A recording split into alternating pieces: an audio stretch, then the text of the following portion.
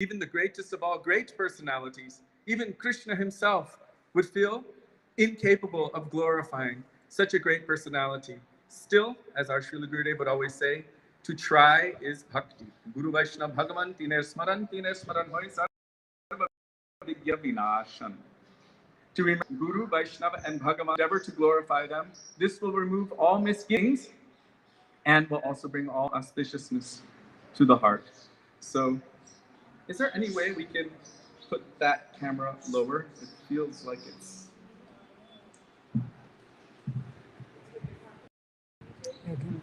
Or even to the side. Okay, thank you.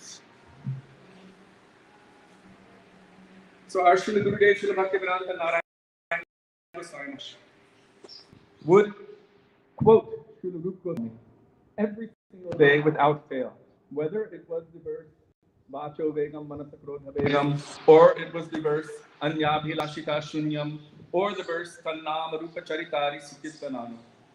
Our Srila Gurudev was endeavoring, struggling to establish Rūpa Nugatva, the ideals of Sri Rupa Gosvāmī, his teaching, his sadhan, his bhajan, and his seva, nitya seva, in our hearts.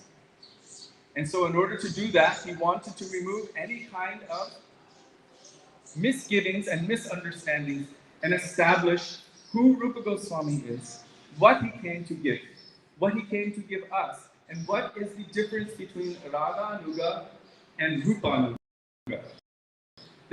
There is speciality, and he wanted us to be so clear about it. If you search his 17,000 years that we have recordings of, from thousands of times where Srila Gurudev is speaking on this subject matter, and he left no room for doubt, no room for questioning. It was solid, it was clear.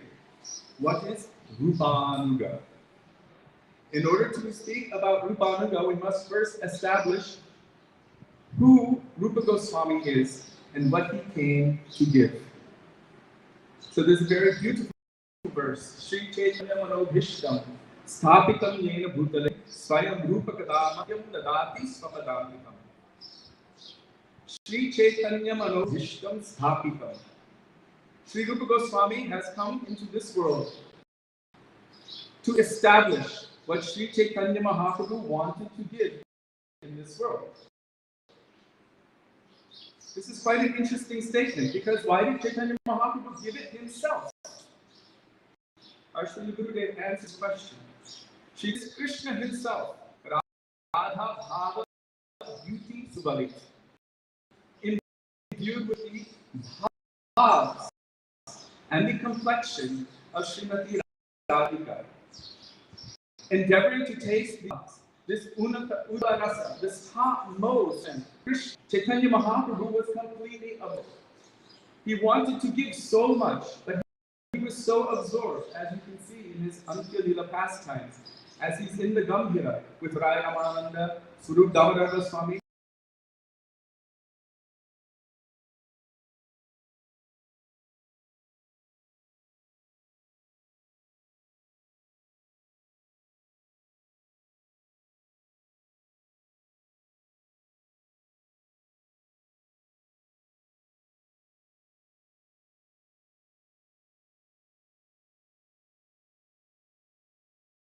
Desiring to understand the greatness of Srimati Radhika's love and affection for Krishna. Krishna is desiring, he wants to know, how great is her love? And what is that wonderful thing within me, my sweetness, that she is experiencing and tasting? And what kind of happiness does she experience upon receiving my love and affection? I want to know this. This was the primary reason, these three reasons, for Krishna manifesting as Chaitanya Mahaprabhu. So he's endeavoring to taste this unata ujvala rasa. Prem ras miryash korite ashvadan rag marga bhakti loke korite pracharan. Tasting this supremely amazing nectar. Prema ras miryash korite ashvadan. Feeling that and tasting it, he desired to also give this, to share this to the world. Rag marga bhakti loke. Not Vaidhi Bhakti Loke, Raga Marga Bhakti Loke. He's preaching to everyone in this world the path of Raga Marga Bhakti, which is spontaneous, loving affection to Radha and Krishna in Vrindavan. There are so many bhavs, so many moods that he's able to nourish. Dasya, Sakya, Vatsalya, Madhurya. So Rag Bhakti means all of the different moods of the Brajavasis. Those who are loving Krishna spontaneously. But we must understand who Chaitanya Mahaprabhu is and what he came to taste. Did he come to taste Sakya Bhav? Did he come to taste Vatsalya Prem? Did he come to taste the moods of Madhya Yashoda and Nanda Baba? Did he come to taste Dasya Ras? Did he even come to taste all of the other moods of all of the gopis? Radha Bhav. He came to taste that highest Unata Ujvala Rasa. That is only the mood of Srimati Radhika. But this cannot be had by anyone of this world. It is her property, and her property alone. So Krishna is, you can say, hopelessly, always endeavoring to attempt to taste that. Unata Ujvala Rasa. He wants to taste that Unata Ujvala Rasa. But experiencing that, there's something he wants to give. What does he want to give? Svabhakti Shriyam. So Srila Rūpa Gosvāmī has written a very beautiful prayer that our Srila Gurudev quoted time and time again. He drilled it into us. Anarpita Cherichirat Puranaya Patilnakalo Samarpayitum Unatojvala Rasam Svabhakti Shriyam Harihi Purata Sundara Viti Kadamba Sandipita Sada Hridaya Kandare Suratu Vah Sachin Nandana. He's glorifying Sachinandan Gaurahari, Chaitanya Mahaprabhu. He wrote this beautiful prayer, and he was staying at the time with Sri Haridas Thakur in Jagannath Puri. Chaitanya Mahaprabhu wanted to know if Rūpa Gosvāmī had written anything new. Oh, there was one thing, but he was shy because he's glorifying Chaitanya Mahaprabhu. But because Chaitanya Mahaprabhu is Krishna in the mood of a bhakta, he didn't appreciate his own glories being told openly. So, Raya Ramananda, Swarup Damodar, they brought this manuscript, what Rūpa Gosvāmī had written. And on this was a very beautiful prayer, what I just quoted, Anarpita Cherichirat. When Chaitanya Mahaprabhu heard it, he was feeling, oh, the first couple of lines are wonderful, they are perfect. But the last line, Skuratu Vashachi Nandana, he said this is like adding poison into the mix. This is the nature of any Vaishnava. Amito Vaishnava e buddhi hoile. What is it? Amani nahabo ami. Pratistasha ashi hridaya dushide paribo niraya dami. If I think I'm a Vaishnava, I will pave my own path to hell. I will think that I am the Lord of all others, and I can control others, and I will be their Guru. Guru Abhimana Tyaji. So Chaitanya Mahaprabhu was manifesting his Vaishnavata. He said he didn't like it, but all of those around him, Swarup Damodar Goswami, Raya Ramananda, all of them said, oh no, this is the best part. If you are making kheer and you only have rice and milk and sugar, it's not as wonderful as if you were to add camphor or rose water or anything else to enhance its flavor. This has made it so perfect. So Mahaprabhu had to accept their opinion, and he said, anyhow, all of you should bless Srila Rūpa Gosvāmī. So all of the associates of Sri Chaitanya Mahaprabhu gave their full blessings to Sri Rūpa Gosvāmī, and Mahaprabhu imbued him with his own bhavs, that he should distribute in this world what Mahaprabhu wants to give. And that is known as the Svabhakti Shriyam of Unata Ujvala Rasa. What is Shriyam and what is Svabhakti? Generally, we understand that Svabhakti means Krishna's bhakti. But who is Krishna's bhakti? Sadini Shakti, Vrishabhanandini, Srimati Radha Thakurani. So Unata Ujvala Rasa, that is that highest experience that Krishna is tasting. And that rasa is provided by only one personality, that is Srimati Radhika. So Svabhakti means her own love and affection for Krishna And Shriya means the beauty of that. Now Srila Gurudev explained that if you look at a tree and it has no leaves, no flowers, only branches, well, it doesn't look so beautiful. And if the wind is blowing, you don't see any movement in that tree. You don't see any beauty or sweetness in it. But if it is full of leaves, full of flowers and fruits, then even when a soft breeze blows, Srila Gurudev said the beauty in a tree is how the wind blows its leaves. When he said that, I never saw a tree the same again. So, how beautiful that tree becomes as the breeze is blowing through it. But those leaves and those flowers are an extension of the tree itself. So the Shriyam, or the beauty of that, Unata Ujvala Rasa, this is the highest possible attainment for any jiva. And this point is corroborated and confirmed by all of our Rupanuga Guru Varga. Just today, I read it from our Srila Gurudev, I read it from Srila Bhakti Rakshakshira Maharaj, I've read it and heard it from so many supremely qualified Vaishnavas. The highest possible attainment for any jiva is not to be the Nitya Parikar of Radha Krishna, like Lalita, Vishaka. They are manifestations from Krishna's own transcendental form. Ananda Chinmaya Rasa Pratibhavita Virya Eva Nita Rupataya Kalabhi. Krishna himself, from his own heart, it is said, has manifested eternally Srimati Radhika. And from her own form, resembling her own spiritual beauty, and being manifestations of her own moods of love and affection for Krishna, unlimited gopis have manifested. They are non-different from her. But the Shriyam, the beauty of what Chaitanya Mahaprabhu has come to give, which he gave by the medium of Srila Rūpa Gosvāmī. And this is why Srila Rūpa Gosvāmī is so essential for us. The knowledge and the opportunity to serve Sri Sri Radha and Krishna. So many are serving Radha and Krishna, but there's a speciality. Srila Gurudev explained, Seva sadhaka rupena siddha rupena chakrahi. This is the real meaning of Rūpa Anuga, to be under the guidance of and to follow Sri Rūpa Gosvāmī.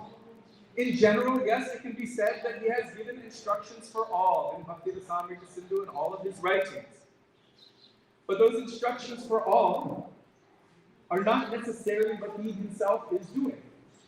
Our Srila Gurudev also spoke about Prahlad Maharaj, Guru Maharaj, Chitraketu, Dhritarashtra, and so many others. But is that his intrinsic, inherent, eternal mood? What was his focus? What was his mood? What did he taste and what did he want to give? In the same way, Srila Rūpa Gosvāmī has given so many instructions. But what was his own intrinsic mood? As a servant of Sri Chaitanya Mahaprabhu in Sadhaka Roop, as a sadhaka, and in his service to Sri Sri Radha and Krishna in the Nikunjas, Nivritta Nikunjas of Vrindavan as Sri Rūpa Manjari. So our Srila Gurudev emphasized that the speciality of Rūpanuga compared to Raganuga. Raganuga means, if you want to follow the mood of a cow in Braj, they also have spontaneous loving devotion for Krishna. You take shelter of any Braj cow and you can serve Krishna like a cow, or a tree, or a peacock, or any servant or cowherd boy, or parental figure, or even any other gopi. Raganuga means following the Raganuga Jan. But Rūpa Anuga, specifically, the most clear and deep understanding and definition of Rūpa Anuga, which is what our Gurudev explained to Srila Bhakti Jivan Janardana Maharaj, who really appreciated his insight and his understanding, is that one who follows Srila Rūpa Gosvāmī as he is doing his sadhana, and who also follows him internally in their own transcendentally conceived spiritual form, their own Siddhadeha, as Sri Rūpa Manjari is serving Sri Sri Radha and Krishna in Vrindavan. This is Rūpanuga. So what did our Guru Parampara come to give? As we were singing Mangalacharana, I was hearing the Pranam Mantra of Srila Bhakti Siddhanta Saraswati Prabhupada, of Srila Bhakti Vinod Thakur, Shri Rūpa Nuga Bhaktida, Rūpa Nuga Varayate. What is Rūpa Nuga? So all of our Rūpa Nuga Guru Varga, those who have come in the line of Rūpa Gosvāmī, who are endeavoring to do their sadhana and bhajan and internal seva, as Rūpa Gosvāmī is also doing his internal seva as Sri Rūpa Manjari, they are known as Rūpa Nuga Vaishnavas. So the speciality of what Rūpa Gosvāmī came to give is that particular seva. This is what he extracted from the ocean of Chaitanya Mahaprabhu's heart. Mahaprabhu said that Krishna Bhakti Ras is like an endless ocean, and I am giving you only one drop. He told to Rūpa Gosvāmī. And with that one drop, Rūpa Gosvāmī gave only one drop, our Gurudev said, and inundated the entire universe with this Unata Ujvala Rasam Swabhakti Shriyam. That means the mood of serving Radha Krishna in Vrindavan as the maid servants of Srimati Radhika, following under the guidance of Rūpa Manjari, are serving Radha and Krishna. Raghunath Das Goswami has proven this point very, very clearly, showing us what exclusivity is. Now, Raghunath Das Goswami is our Prayojan Acharya. We can say he is the best follower of Sri Rūpa Goswami, showing us what our goal is, pushing aside anything which is not favorable for attaining that exclusive goal.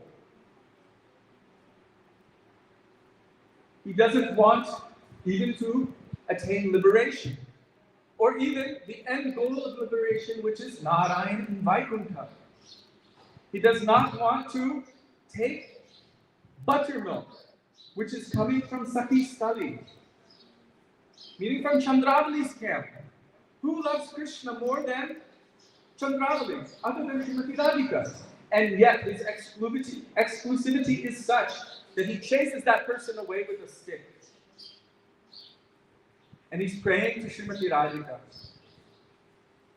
Again and again I offer pranam to the position of being your Sati, who may meet with Krishna, like Lalita Vishaka and all others. Sakyayate, Mama Namostu, Namostu Nityam. I'm offering pranam to that position from a distance. But in truth, the only taste that I have, the only thing I desire, Dasyayate, Mama Rasostu Satyam, is to be your maidservant. What kind of maidservant? Oh, praying for even a particle of dust from the lotus feet of Sri Rūpa, that she may give me any remnant of seva to Srimati Radhika. So Srila Gurudev Bhaktivedanta Narayana Goswami Maharaj would always say that as Raghunath Das Goswami is praying this prayer, Sakyayate Mama Namostu Nityam.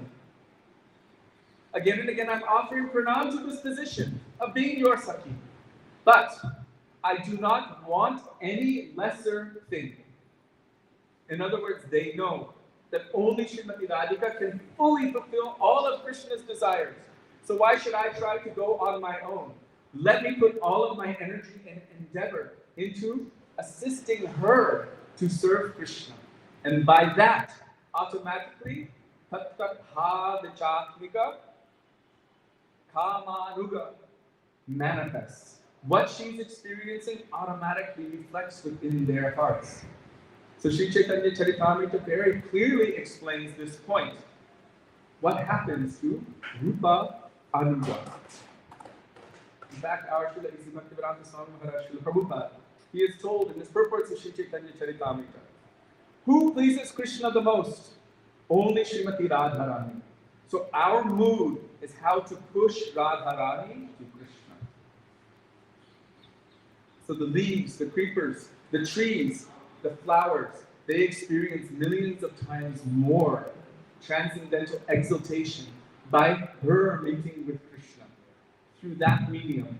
So those who are following in the path of Rūpa Gosvāmī, as Rūpa Gosvāmī has taught, And via those who are Rūpa-nugas, we can understand his true, deepest intention, what he wants to give, and what he wanted to give us of Sri Chaitanya Mahaprabhu. This is the Mano-bhishta, the inner heart's desire of Sri Chaitanya Mahaprabhu. It doesn't say general. The inner heart's desire of Chaitanya Mahaprabhu.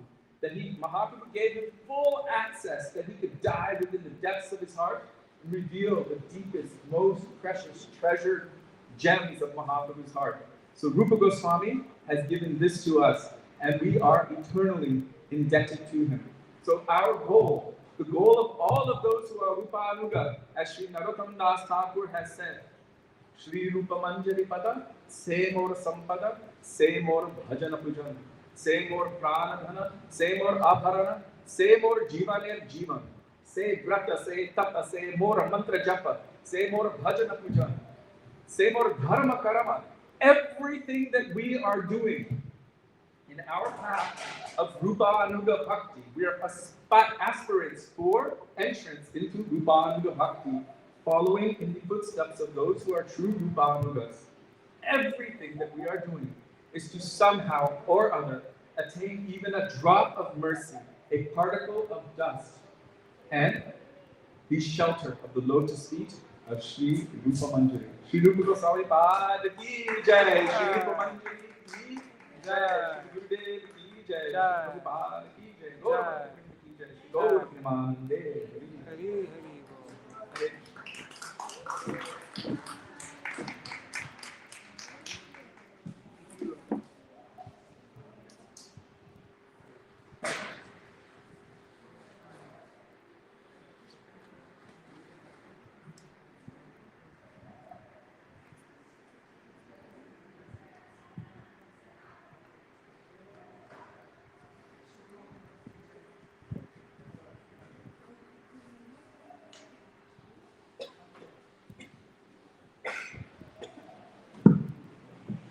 So, that was wonderful. Thank you, Kishori Mohan Prabhu. You spoke so beautifully. Kishori Mohan has taken the essence of everything that we need to know. I love that Sri Rūpa Gosvāmī has come to give the Mano-bhishta of Sri Chaitanya Mahaprabhu. Why didn't Sri Chaitanya Mahaprabhu give it himself? Yeah, this is a wonderful question. This is how he started, and step by step he has explained it and explained what it means to be a Rūpa-nuga, and how the devotees gave a blessing to Srila Rūpa Gosvāmī, and Sri Chaitanya Mahaprabhu instilled his own bhavs. And so thank you very much. Our next speaker is Vichitri. I got it wrong. It's not Rūpa Gosvāmī's wonderful character and Rūpa Gosvāmī's extraordinary character and contribution. There's a difference there. And especially Vichitri, because she's an expert editor, will be able to explain in detail.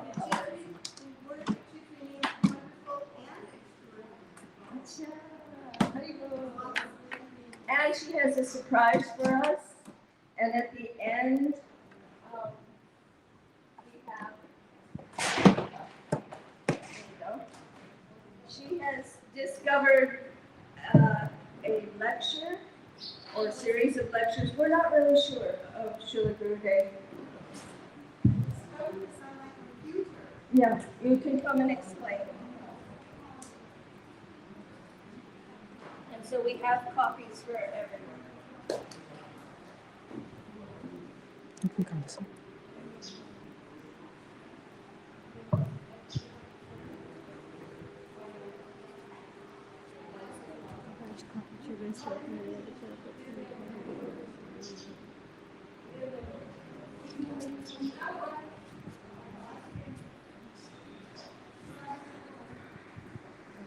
A little longer.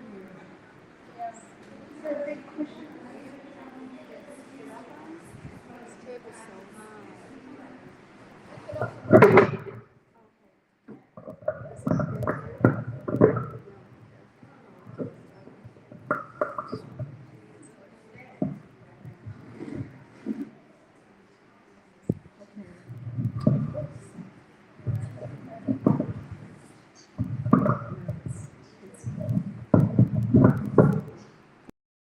everybody hear me? Is it loud enough? Can you? Because it's too high and now it's here.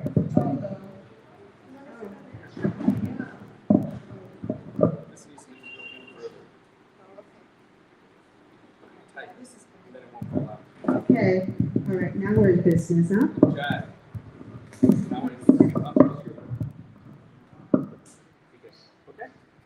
Yes. All right.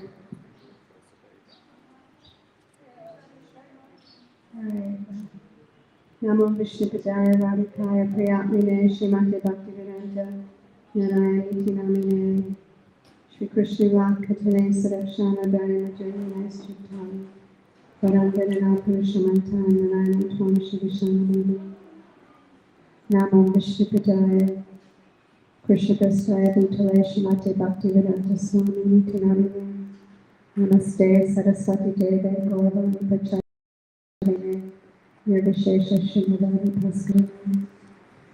Offer my respects again and again to our glorious Rūpa Guru Varga. By the mercy of Rūpa Gosvāmī, we attained the association of the great Rūpa Nuga Vaishnava Sri Srimad Bhaktivedanta Goswami Maharaj. We're coming in directly. So we're so fortunate. Our whole Guru Varga and Paragurudev and Bhakti Siddhanta Saraswati Thakur, Bhakti Vinod Thakur, we're just in the perfect line. There's no more straight line than ours. We're very fortunate. So bear with me. Kishori Mohan's a hard act to follow. I'll try my best. I've had a few realizations. It's amazing how I'm living in Vrindavan 30 years, here right in the heart of Rūpa Goswami's territory. He wrote in Seva Kunj, he was here. I don't know how many years he lived here, but he did. Gurudev said he wrote most of his books at Radha Damodar.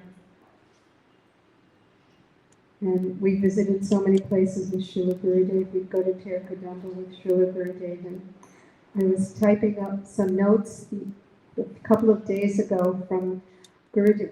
Gurudev was in Puri. It was Purushottam Mash in 2001. I'm typing up these notes. And what did Gurudev say one day in Puri? He's talking about Rūpa and Sanatan. And they're at Tirukadamba having a discussion. They're discussing the relationship. Gurudev calls it Sevya Sadak Bhav, the relationship between Krishna and his devotee, who in his Siddha Swarup. So Rūpa and Sanatan are discussing this. Gurudev's giving some more details that I don't remember hearing ever before, any other place. And he said, the discussion was so lively, Krishna himself came to listen to them. And also Srimati Radharani came, also herself. She sat down and cooked that sweet rice for them because she wanted to hear their discussion. So how amazing, isn't it? That all of a sudden on this day I just came upon these notes. I have so many notebooks. How this happened, this is not ordinary that this detail came out now. And just right on time for the festival. So one new little priceless tidbit from Srila Gurudev. So many things he maybe said only once, and somehow I captured them. So Srila Rūpa Goswāmī is like this completely extraordinary personality, because just the ultimate Vaishnava, his humility. The most extraordinary is his humility, and then his writings, how he opened up the highest plane of the spiritual realm, the most confidential, secret activities that go on there. It's completely beyond the ability of the Buddha Jeev here in this realm to digest, have any idea of what's going on there. It's so foreign to us. And Rūpa Gosvāmī opened all of this up. It's like, and gave it to the world now. And as you know, we came to this line, Prabhupada came to the West in 1967. That was the height of degradation for the Buddha-Jeeves. What was going on in New York City at that time? Unspeakable. Anybody from a good family in India could never begin to imagine. And this was our reality. And Prabhupada, by the grace of and desire of Chaitanya Mahaprabhu, spread these teachings all over the world. We who have enough sukriti, we could pick up on it. But can you imagine? We had been in India, how many births? Who knows? And then we became so fallen. We were cast into the West, into these families, lowest class, materialists, meat eaters. It's like you look back on what we came from, and Prabhupada immersed himself in this and picked all of us up, and it's still going on. It's like the whole idea is just wow, you know. It's like, and Rūpa Gosvāmī is the originator of it because he's the one who kept the teachings alive and spread them around the world. So Rūpa Gosvāmī, born into a high-class South Indian family. And what happened? They were brilliant. He and Sanatan got grabbed by the Muslims and were forced to work for the Muslim government. And is completely against Hindu Dharma, Sanatan Dharma, to have to work and be an agent in facilitating their gross activities. They were bent on destroying Vedic culture, taking deities. They'd steal deities and brass, melt them down and make cooking pots and cook their meat in it. This is what they would do. Or take deities and stash them under stairs and people would walk over them. And this was their pleasure. And Rūpa and Sanatan, born in culture, were forced to be agents to promote this Muslim devastation. How they managed it. Then Mahaprabhu came to their town,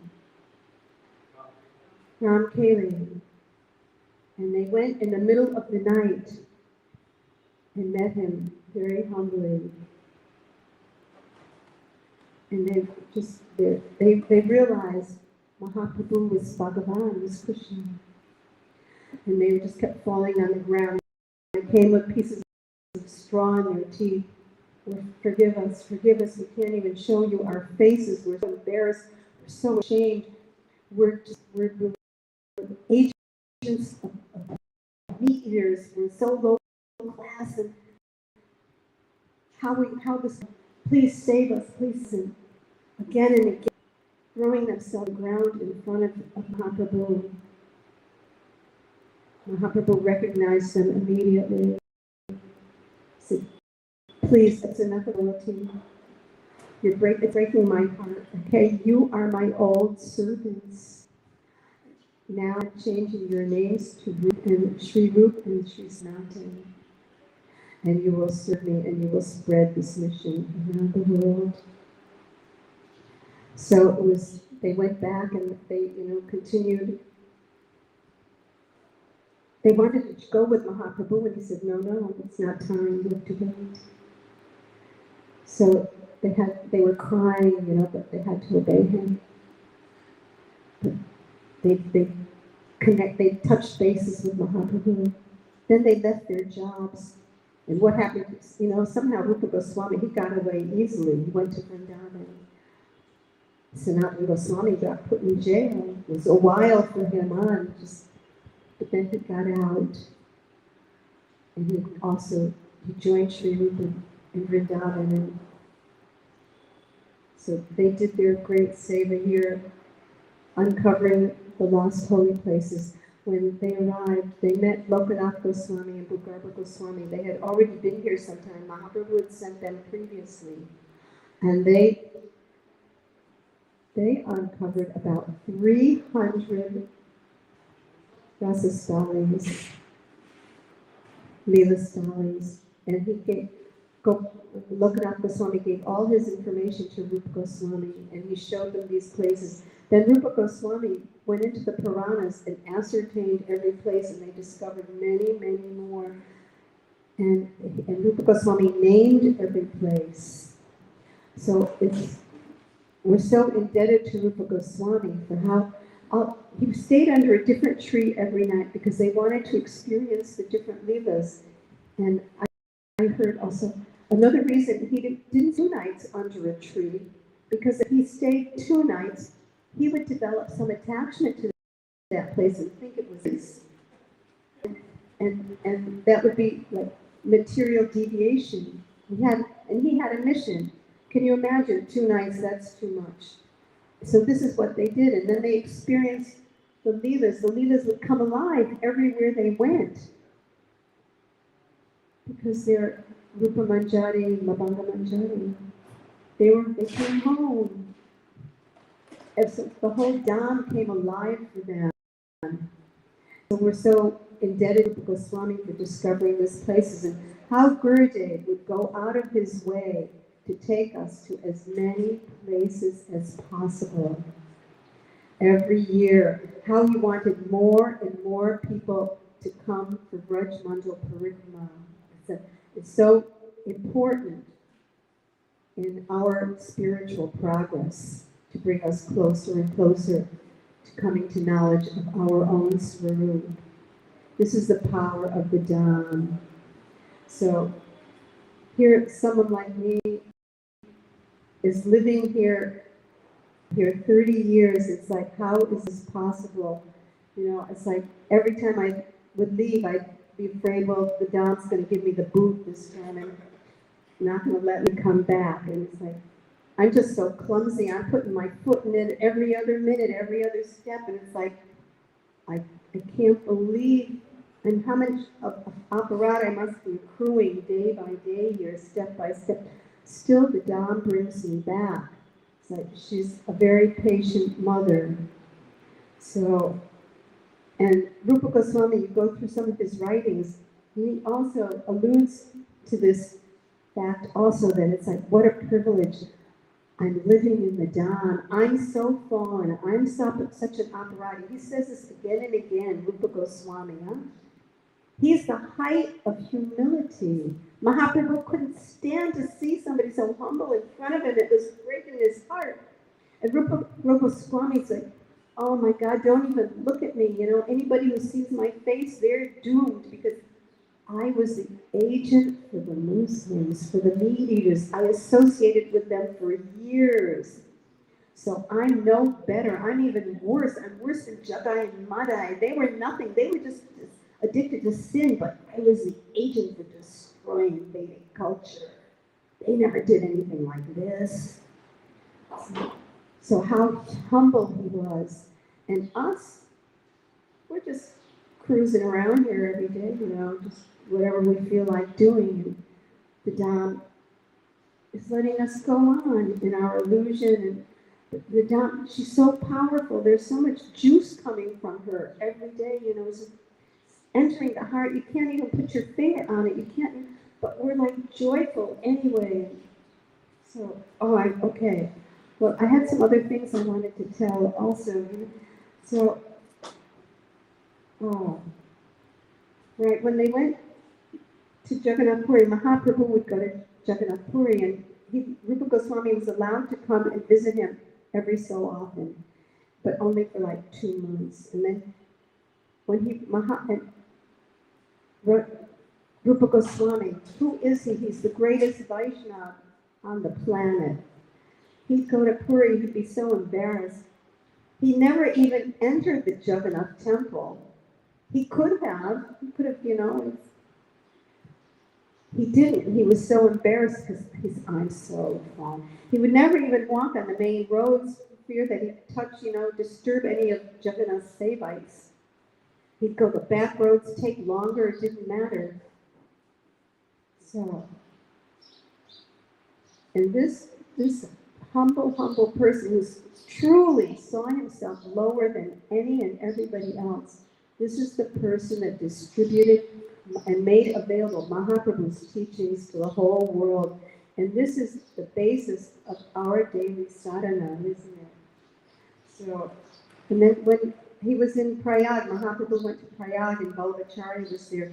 And Vallabhachari went to go, Mahaprabhu went to take prasad at Vallabhachari's house, and he brought Rūpa and Anupam was there, brought them with him. And so Vallabhachari goes to offer pranam, and they ran away, you know, don't touch us, if you touch us, you'll lose your caste. And Vallabhachari was shocked, you know, what's in, they're chanting Hari Namas on their tongue non-stop, and they're telling me they're fallen and stuff. So, yeah. Then Rūpa Gosvāmī, he discovered Govindaji. He was sitting there crying in Vrindavan. Mahaprabhu sent me. I haven't been able to fulfill his whole mission, all the duties that he gave to me. I'm not able to just establish all these deities. So one beautiful young boy came along. Baba, why are you crying? I can't do this seva. He said, come with me, look it. There's this hillock over there, it's called Goratila. Every day in the afternoon, a cow comes and she releases her milk on this teal. Govindaji is in this hillock. So Rūpa Gosvāmī is like, oh, wow. Next afternoon he came, and sure enough, that cow came and started showering her milk on the hillock. So Rūpa Gosvāmī was, oh my God, he said, Govindaji is here. He ran to the village and got all the villagers. They came with shovels and spades and picks, and they excavated, and there was Govindaji. And they said he was Manmat himself, so beautiful, and everybody, the villagers were so happy, and they established him, and they made feasts for him. And Rūpa Gosvāmī established the worship, and then the temple was built, and he's like the main deity here.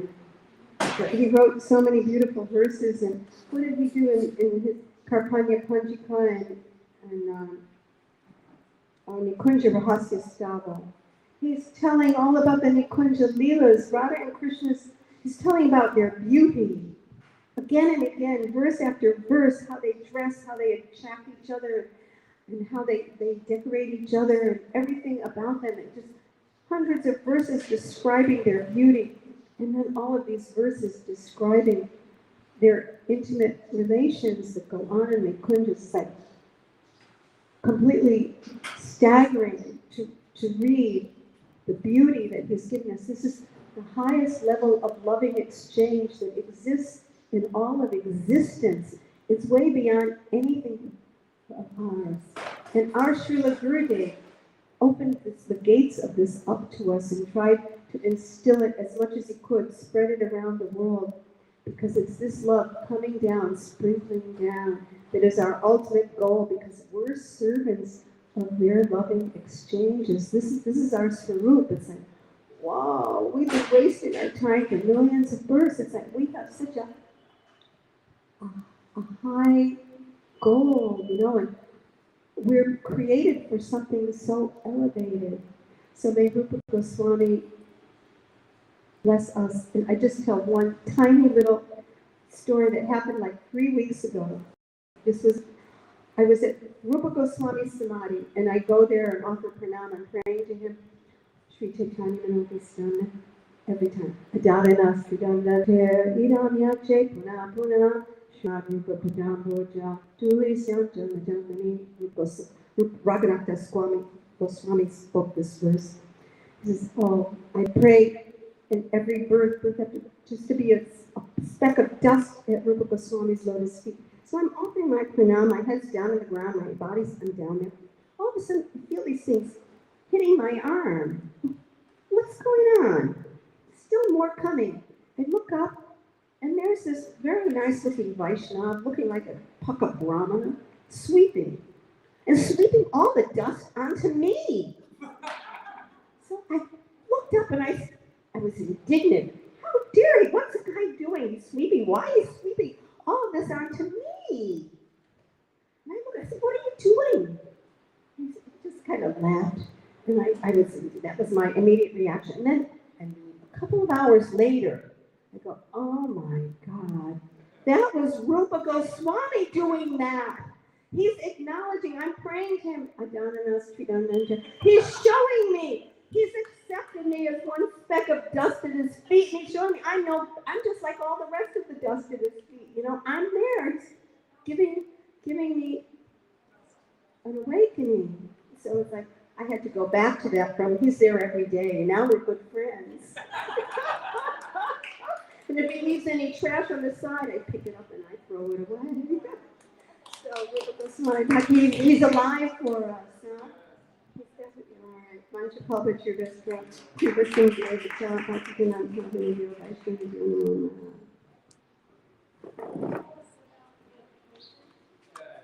Oh, all right. I found this on my computer recently. I don't remember, it came like in 2005 onto my computer. I don't know who compiled it. It's 11 pages, I think, and it's all these wonderful teachings about Rūpa Gosvāmī and put together in such a way. And there's a wonderful explanation in here of what happened, how Govindaji was discovered, the meaning of Govindaji's mantra. Yeah, so here's a Manjari, she made copies for everybody. Please help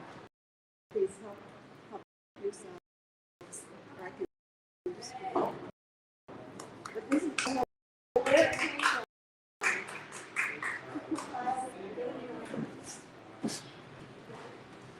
this is a very wonderful gift.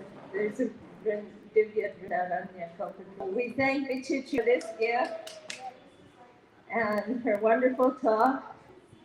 And I especially really love the part where she was explaining about at Terkadamba, when Rūpa and Sanatan were discussing it, Krishna himself came and never heard this. And Radharani wanted to hear. So, yes, so she was making the sweet rice and listening. So wonderful. And she explained how Rūpa Gosvāmī opened up the confidential world of Shri Radha and Krishna, and he distributed it, and he continues to distribute it through the parampara. So this is very wonderful. Our next speaker is Srimati Savitri.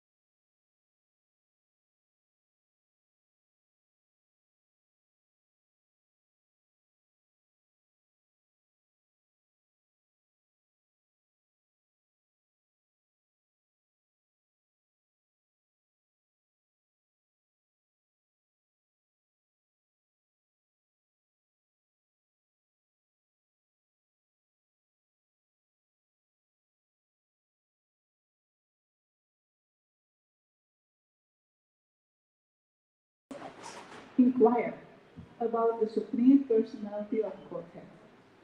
So, who is the Supreme Personality of Godhead? We have to inquire. Where do we have to inquire to whom? Where we have to go? So first we have to pray to our Gurudev, and then after that inspiration will come. So, because today is Rūpa Gosvāmī's Tithi, we will inquire, we will ask him. Yes? So, Rūpa Gosvāmī, he's saying in Laghu Bhagavatamrita. You see, this is like a tough subject matter. It looks a little bit dry, but it is not.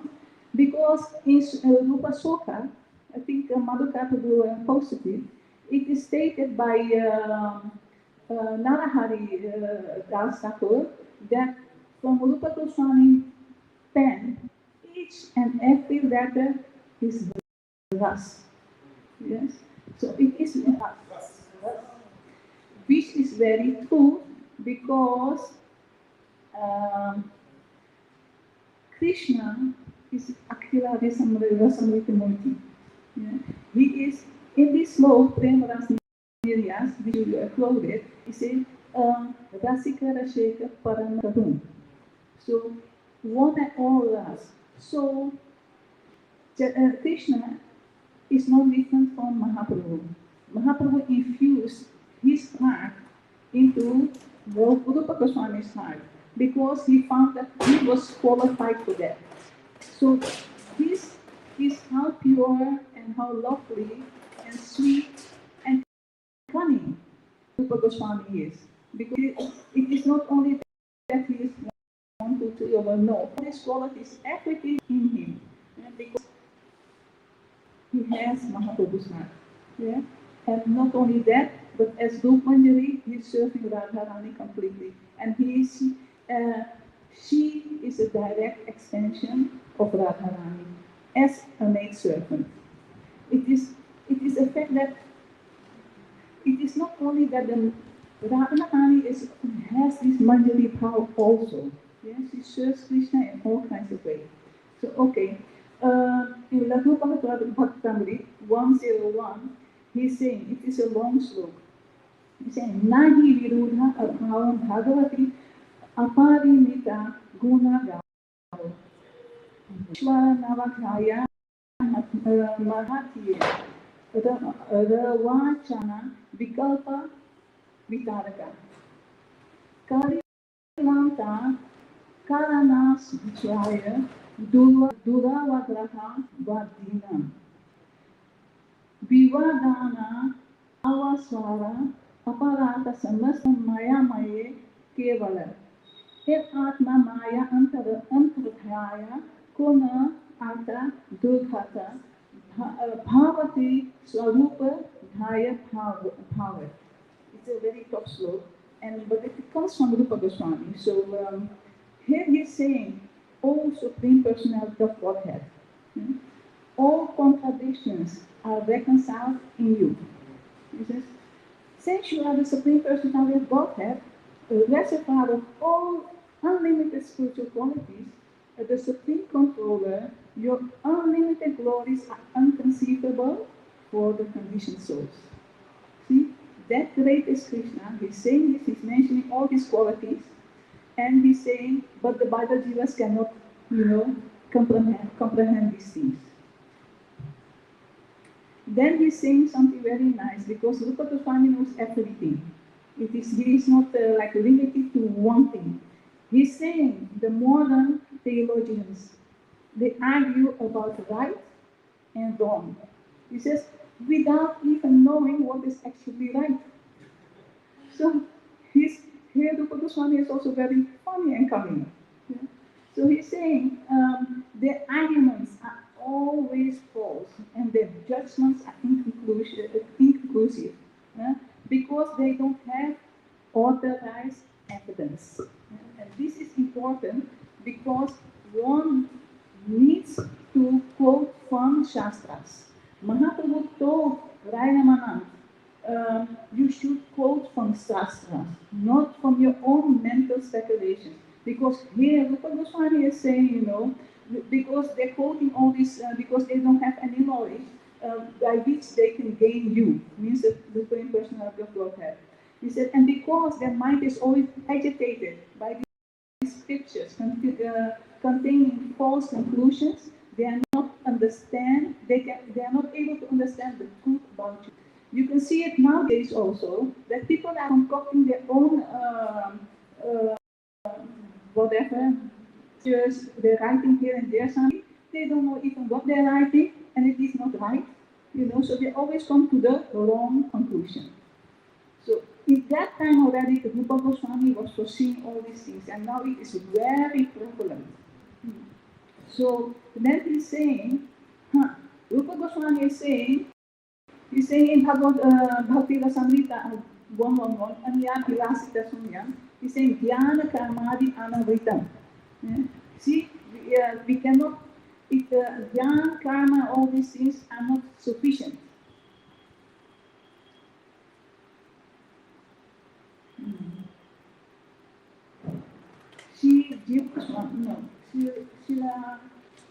Lord Shivji, he's saying Aham Vetmi, Sukha Vetmi, Vyas Vetmi Maneshva.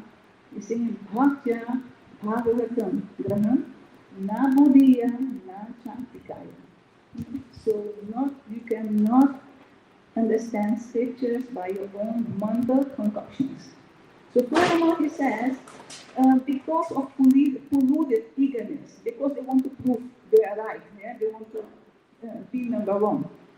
So because of that, they have this eagerness to arrive at the right conclusion. He says, the Rūpa Gosvāmī is saying about Krishna, he's saying, their theories are incapable of refuting you, who are transcendental to these material questions. It means we have no choice then that we have to take shelter of a Uttama Mahabhagavad from this line of Rūpa Gosvāmī. Otherwise, your conclusions will be always wrong, as a Bhagajiva. So here, Rūpa Gosvāmī is very precise about these things. Then he says, you will be Dr. Second. Which is very far out that he's saying that because Mayavadis are saying, you are Narayan, you are Narayan, you are Narayan, everybody is Narayan. But here Rūpa Gosvāmī knows the Supreme Lord is the Dr. Second. So you be with him. So, and then he says about Krishna, he says, all contradictions, like being, not doing, happiness, distress, all these things are just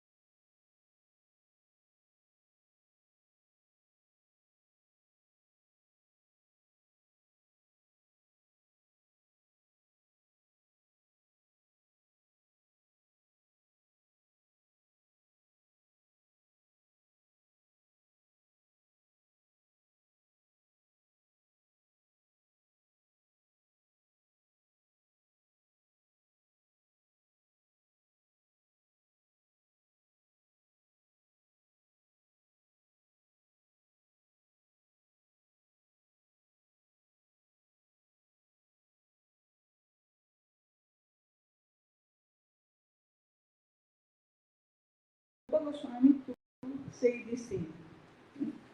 So Rūpa Gosvāmī is very brilliant because he quotes all slokas. He takes all slokas from all Shastras. He quoted one sloka from Srimad Bhagavatam 2.7.21. He says, Home Suratare Ruduta Vimara Vidya Klesha Vivaya Karaya Sita Krishna Kesha Jata Kashyarati Jana Anupalatayasya Mika Kahani Chatma Mahimapani Bandhanani. Vyasdev is saying this. Very nice quote. So, in this sloka, it is some commentators are saying like Krishna, when the earth was burdened by these fighting kings, the atheistic kings, at that time the Lord descended like in a black hair and a white hair. But Rūpa Gosvāmī is saying, no, don't take this meaning. This is totally wrong. He's saying like point blank. He says, I will explain to you what the real meaning is. So he's saying the word Kalaya means with great artistry. So Sita means bound. Krishna means very dark, and Keshava means hair. So Sita Krishna Keshava means he whose black hair is nicely cut. You see, Rūpa Gosvāmī is seeing everything through ras. Yes? And he's always pointing out to the Supreme Personality of Godhead there, Aradhya Bhagavan Prajayasatamanyasta Dhana Vrindavan. Yes? So, always. And because that is his study. And Rūpa Gosvāmī has, he doesn't have two Ishtadas, only one. Chaitanya Mahaprabhu is Krishna, with the Bhav and Kanti of Srimati Radhika. So, here also, the word Kalaya, it means most expert artist amongst artists. Like sometimes you see Sat Sat Manmat Manmat, like this. Yeah. So he's the best of all artists. So the slope, this means that Krishna, one thing more, he says the word Kalaya has a different meaning also. He says it also can mean like honorary portions. Kalaya. Ita cham sakala konsas. This slope. So here he's saying, in that verse, and Srila Bhaktivedanta Swami Maharaj, he has picked it up because he is Upanuga. So he and his slope, exactly as Rūpa Gosvāmī explained, that the Supreme Personality of Godhead is descending with his planetary portion. He combined both two. And he says with beautiful black hair, nicely tied. This is what Bhaktivedanta Swami Maharaj is saying, this thing. Yes?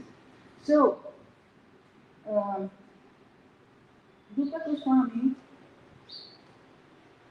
he sings such wonderful things. It is that scripture. It looks like a little bit dry, but it is actually very sweet, and it is very. He has nice examples. Like for instance, also, if you are speaking about if you're speaking about different incarnations, then he gave a nice example also in this grantha. He says Markandeya Rishi, he was floating in the water of devastation. Markandeya Rishi, he had the boon of living for 7 kalpas because he was ready to die. 7 days he had only, and then he was looking away to get out of the situation. So he clenched against a shivling, and he was praying so much because he was so much afraid of the death. And then at that time, the Shiv came and says, okay, I will change it in the book of Chitragupta, not 7 days, but 7 kalpas. So here he was, he had to taste all these things in the 7 kalpas, so also the devastations. So one time he was just like, in one devastation he was like saved by Suraya Devi and put in Godrun. In one devastation he was seeing one little boy, blackish, beautiful curly hair, on a banyan leaf, sucking his toe. This is the people are saying this is Krishna. In one way it is okay, but we have to understand that it is not Swayam Bhagavan Krishna, but this personality, there are like 2 sets of Chaturvyuhas. One Chaturvyuha is in Vaikuntha, and the other Chaturvyuha is from Dwarka. So it means Vaya, Shankarsan, Padiyumna, and Anuruddha. That Chaturvyuha in Dwarka, the end piece means Aniruddha. That is that baby who is drifting in this water of devastation. Because Aniruddha, he is the master of all universes. So he's protecting them. So for that reason, Rūpa Gosvāmī, he gave this beautiful explanation about it. Then, it's time. Okay, it's time. Hare Krishna.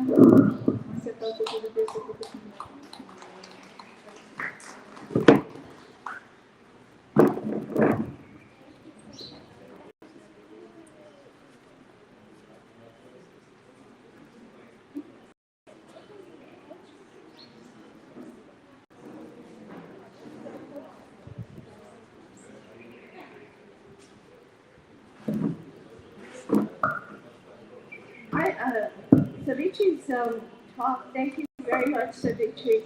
Savitri's talk was so fascinating, I forgot to give her the 5-minute time limit. That's right. She had to stop so abruptly. But so she's reading from Lagu Bhagavatamrita, and it's just amazing.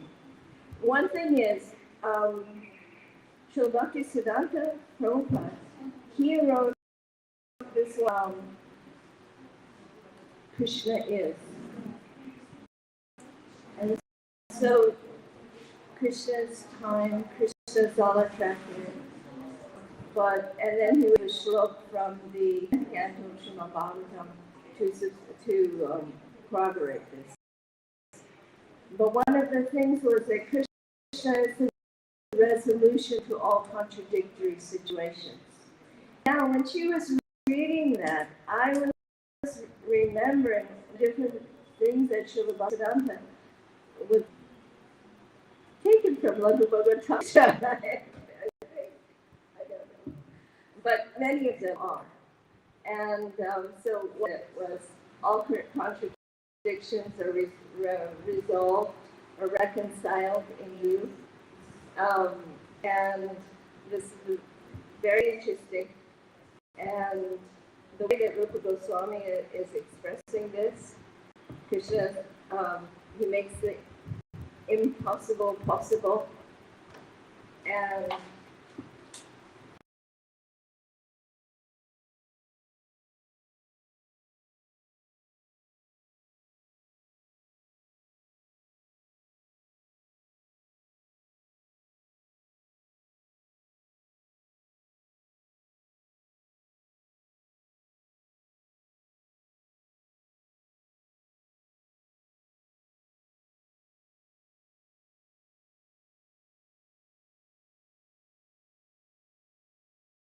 Krishna is the most expert of all artists. And so, this is, thank you very, very, Rūpa Gosvāmī's versatility. Yeah, very interesting. Our next speaker is Sri Panchagoda. For those of you who don't know, Panchagoda Prabhu is the president of the Krishna Balaram Mandir, the ISKCON temple here in Vrindavan. And he's been speaking on Upadeshamrita for many years. And we look forward to it every year. So, please come.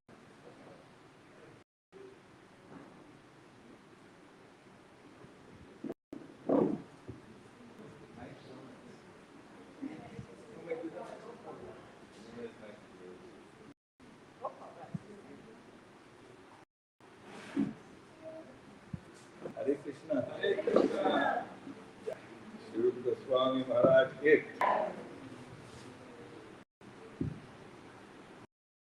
Manjari is kind enough to invite me to glorify great acharyas of the assembly of devotees. And she gave the assignment of third verse of the.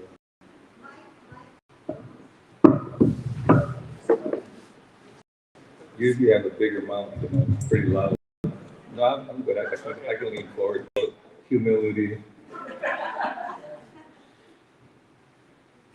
Namah Vishnu Padaya Krishnastaya Vitale Srimate Bhaktivedanta Swami Tinamani Namaste Saraswati Deve Gauravani Kushani Nirvishesha Srimati Prasthurabha. So this is Sri Rūpa Gosvāmī's Upadeshamrita Utsahan Nishchayat Karyat Tat Kama Pravartanat Sangha Tyaga Satote Shadvyat Bhakti Prasidhati. I like the word for word as well. Utsahan, by enthusiasm. Nishchayat, by confidence. Enthusiasm and confidence is good, otherwise you may be going in the wrong direction. Dharya, patience. That's a hard one, being patient. Tat karma, various activities favorable for devotional service. Pravartana, by performing. Sangha, I got my glasses here. I forgot my glasses. I can't see it. There it is. I got it. Oh. I got it here. So, Sangha Tyaga, by giving up association with non-devotees. Lord Chaitanya Mahaprabhu speaking with Ramananda Roy, I guess, Asat Sangha Tyaga Avaishnava Acharya. So what is the characteristic of a devotee? Is one who gives up the association of those who are non-devotees, not interested in devotional service.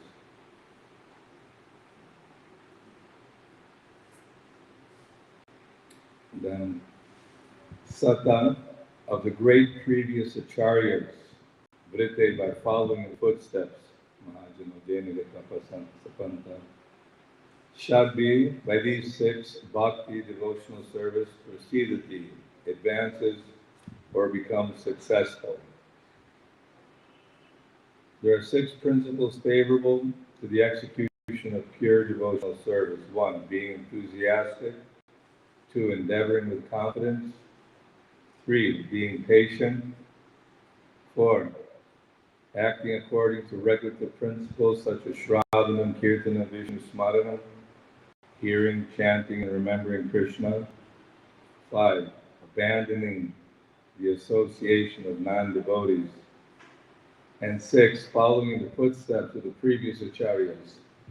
These 6 principles undoubtedly assure the complete success of pure devotional service. So from the very beginning verses, Vacho Vegam, Manasa Krodha Vegam, I guess the qualifications to advance further is very basic. We've got to try to control the tongue, which is most difficult to control. Every day we're praying,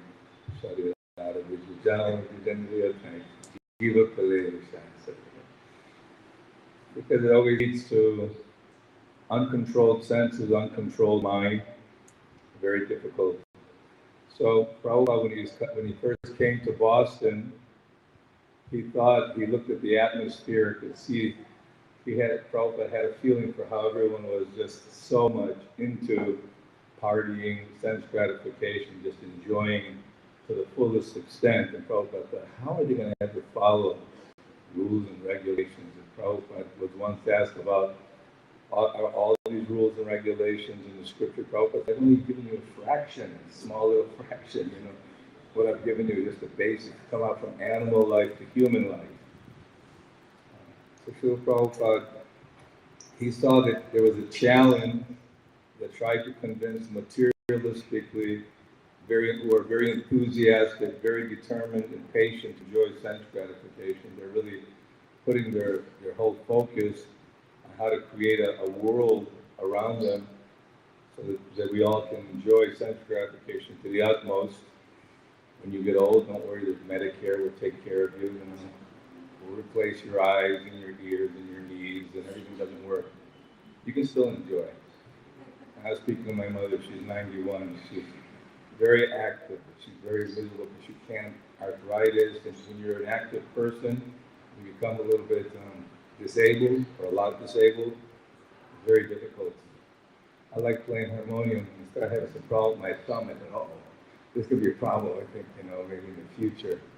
So we're always looking out, how to, at least for those who are seeking knowledge and understanding of the absolute truth, I feel very privileged to be come to Vrindavan. Obviously, Srila Prabhupada inspired all of us to take up this devotional service with enthusiasm, with determination, patience, avoiding the association of non-devotees, because people in this material world, there's two classes, right? The Devas and the Suras.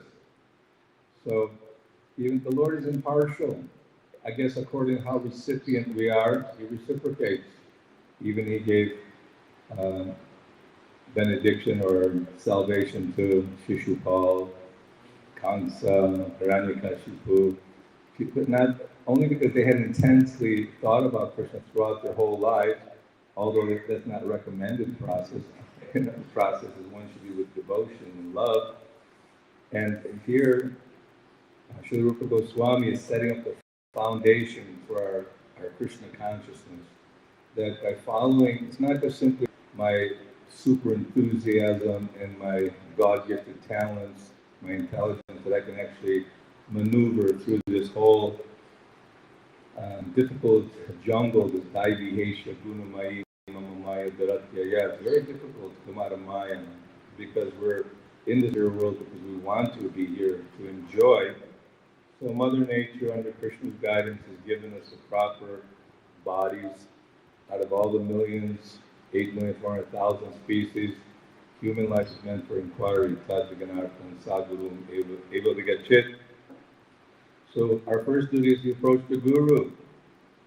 Obviously, Rūpa Gosvāmī is our Guru. We're all Rupanugas, Brahma Gaudiya Vaishnava Sampradaya. Srila Prabhupada simply glorified Chaitanya Mahaprabhu and his eternal associates, who are Nitya Siddha.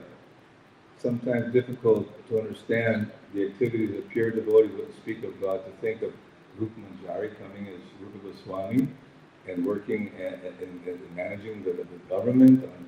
Imagine the abominable association that must have been around him. How tolerant and Pratiksha Karunika. So they set perfect examples of living within society and showing how to actually surrender to Krishna, to Chaitanya Mahaprabhu. And Chaitanya Mahaprabhu personally, not enlightened, we're all have Krishna Bhakti within our heart, but he specifically utilized Rūpa Gosvāmī, Sanatana Gosvāmī to carry on the message of Bhakti. And Rūpa Gosvāmī starts from the very beginning, controlling the mind, controlling the senses, and that enthusiasm, determination, avoiding the non-devotees, associating with Vaishnavas, very important. And this Shravana, Kirtana, Vishnu, hearing, Nityam Bhagavata Sevaya, isn't it? If we say Om Namo Bhagavate Vasudevaya, Narayanam Naraskritya, Nananchaganot, Narottam, Devam Saraswatam Vyasam, Projayam Udyaya, Nasta Prayeshu Vadishu Nityam Bhagavata Sevaya, Bhagavatam Shloke, Bhaktir Bhagavate Naishtikri. So Bhagavatam is actually incarnation of Krishna, and Rūpa Gosvāmī scrutinized and studied all the Vedic literature, made it in such a nectarine, burfy form. We can get lost in the jungle of erudition, scholars and PhDs and those who are expert in mantra, tantra, and yagyas. These are all good and important, not to be neglected. But Kali Yuga, Chaitanya Mahaprabhu is teaching the only way. Harinama, Harinama, Harinama, Eva Kevalam, Kalu Nasteva, Nasteva, Nasteva Gatiranyata. And this is how Prabhupada introduced the Krishna consciousness movement, by chanting the Mahamantra, dancing together, taking Krishna Prasadam, and lecturing, glorifying Krishna, and encouraging all the devotees to glorify Krishna, and then encouraging book distribution, encouraging the artists to paint about Krishna, encouraging the managers to open more temples so that the devotees can all come together and do what? Chanting, dancing, feasting, and festivals, by glorifying the great acharyas, by glorifying Balaram and Balaram Jayanti, Julan Yatra, swinging Radha and Krishna, kirtans going on at the same time, lots of festivals, lots of prasadam being distributed. And this is what Krishna consciousness is all about, that Prabhupada's making little oasis of Vrindavan, because Vrindavan down, non-different than Goloka Vrindavan, is meant to inspire and awaken our love for Krishna. I remember 30 years ago, I brought my family, my wife and my 2 boys, young boys, to Mayapur. But then when we came to Vrindavan, we were driving down the Chatikara Road, and my wife, she was feeling ecstasy from the trees and the idea of coming to Vrindavan, said, what are we doing in the West? So we just finished renovating a beautiful home in Coconut Grove, just finished a swimming pool, and we decided, let's just leave it, take 11 trunks and move to India. Yeah. So this was Prabhupada's plan, that he wanted to recruit and bring as many conditioned souls back to Krishna, especially Krishna Balaram Mandir. So we stayed here in Vrindavan, and the boys went to Gurukul and suffered sufficiently. But they turned out okay. They're good. Yeah. So this is actually Prabhupada's austerities and the austerities of all the great acharyas, that they're giving us this message of love of God. And if you continue, especially read the whole nectar instruction in one shot, it's not that long really. And if you have like a predetermined determination that, you know, I just want to take the time and just really read it all the way through. Just like sometimes the Bhaktivinoda Thakur's appearance or disappearance, you can pull all his Sharanagati and all the different beautiful Vaishnava songs. You just read through all the songs, and he goes how through his youth, and he thought education was everything, but he found out it was useless, and how he desired to enjoy, but all that's useless. Full surrender to Krishna is the only saving grace. That you have to surrender. That Jivera Swarupa Krishna Nitya Das. We're all servants of Krishna, and we have to work in that capacity. But Utsahani, there must be a direction behind it. Let me do something. Let me do something for spreading Krishna consciousness. Distribute more books. Talk to as many people about Krishna as possible. Or just be instrumental, cook something nice for the Vaishnavas, or clean the temple for the Vaishnavas. The mood of service is really important. The Gosvāmī showed by their example, although they were very big ministers, very wealthy, well-to-do, they lived a very simple lifestyle. Prabhupada said all the members should become like the Gosvāmīs. So I'm trying to become a Swami. At any rate, this is really important.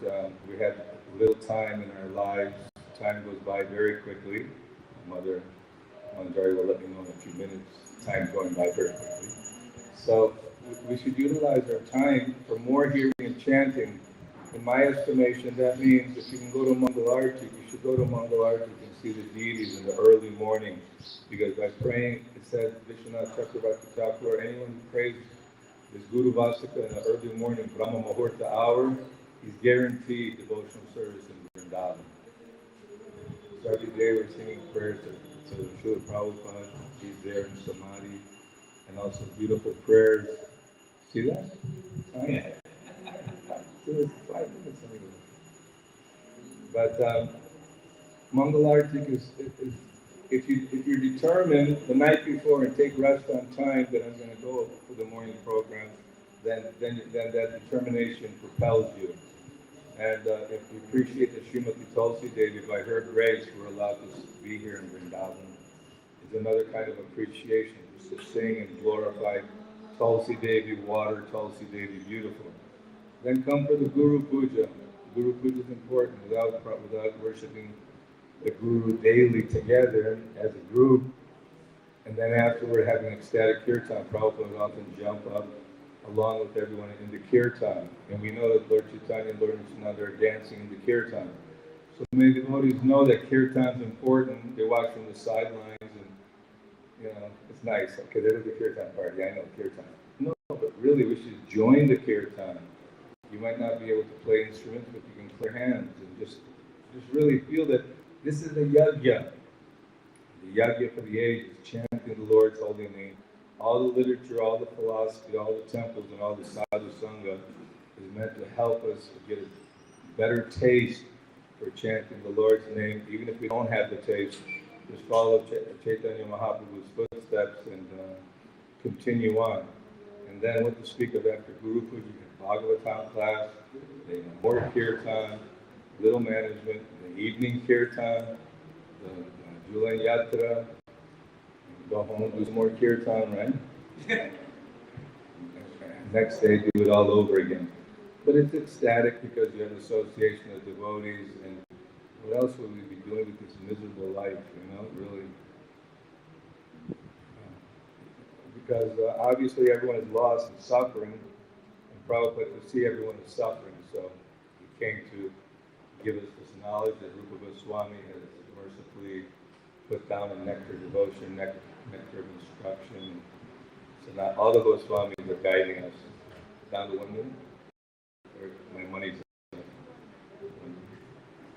Anyway, I feel that somehow or other we all together continue chanting, dancing, and like when you hear how Krishna, when they hear there was this clan, that clan, but they were all together, they're all worshiping Krishna together, worshiping Goswāmīs together, worshiping Prabhupada, worshiping all the acharyas.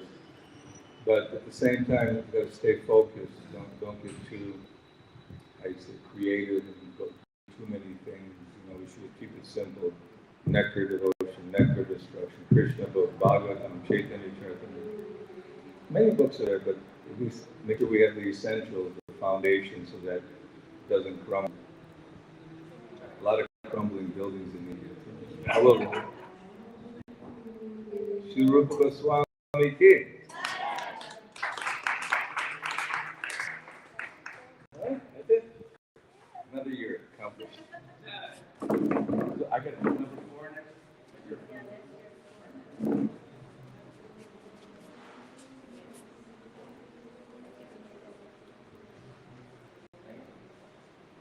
No pictures? What happened? You're on the live. Okay, thank you very much, Panchagoda Prabhu. Actually, that verse is so perfect for Panchagoda. Panchagoda Prabhu, I think that verse, your service exemplifies that verse.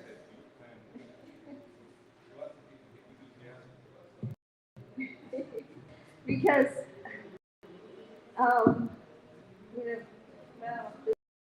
this is the utsaha, the enthusiasm, faith in Shastras, the fortitude to follow the inspitable obstacles, following all the angas, giving up bad things, and following the practices. This is our life. And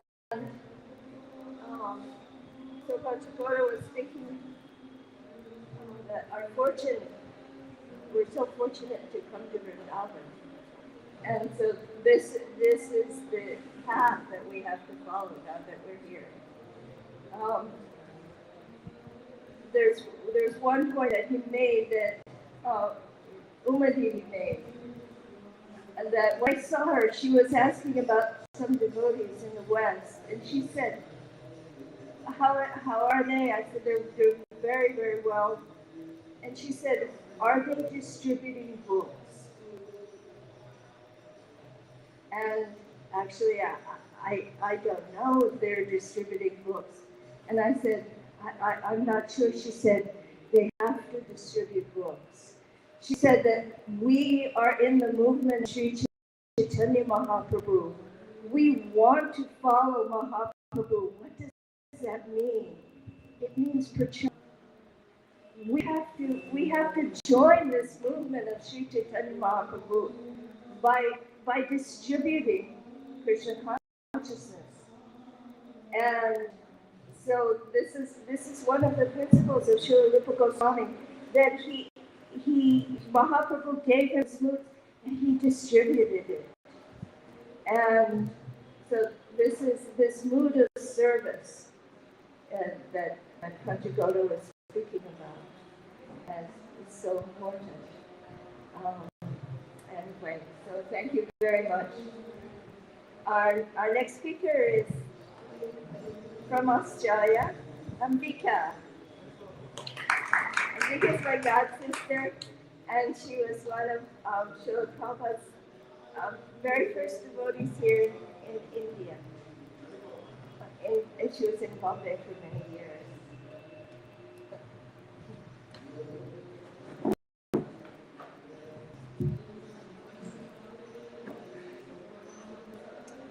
Namo Vishnu Padaya. Namo Vishnu Padaya, Krishna Prasthaya, Today, Srimati Bhakti-Vedanta Swami Namaste, Namaste, Saraswati Devi, Gopīnātha Krishna, Nirvasi System, Om Adhyana Chanyana Satyana, Vakaya Chakshi, Nirvasi, Tashmei, Shri Chaitanya Mahaprabhu Stapata, Swayam Kadanaya, Kadanaya. Sorry, Gopīnātha Kadanaya.